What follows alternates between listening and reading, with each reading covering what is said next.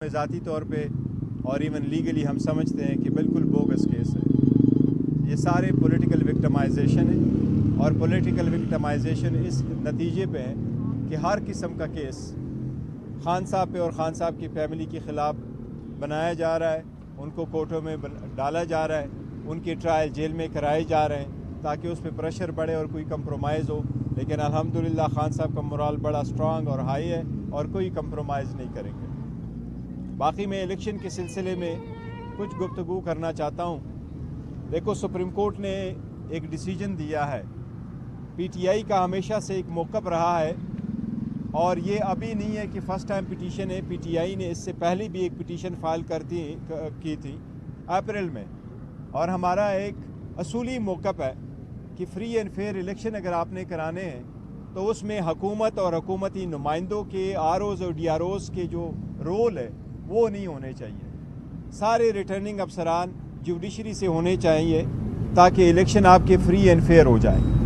وہ پارٹی جس نے اپنے 2 حکومتیں ختم کروائی, جو 3 مرتبہ سپریم کورٹ جا چکی تھی, جس نے 7 پٹیشنیں ہائی کورٹوں میں فائل کروائی تھی, جس نے قومی اسمبلی سے ساری ریزگنیشن لی تھی, فری اینڈ فیئر الیکشن کے لیے ہماری کوشش تھی.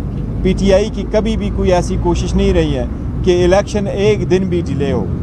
لیکن ہم یہ مطالبہ آج بھی کریں گے کہ سپریم کورٹ نے جو آرڈر سیٹ اسائیڈ کر لیا, الیکشن کمیشن کو یہ ہدایات دی گئی ہے کہ وہ جو گورنمنٹ کے نمائندے, ڈی سیز اور اسسٹنٹ کمشنر وہ آر اوز لگے, وہ ریٹرننگ افسران ہوں.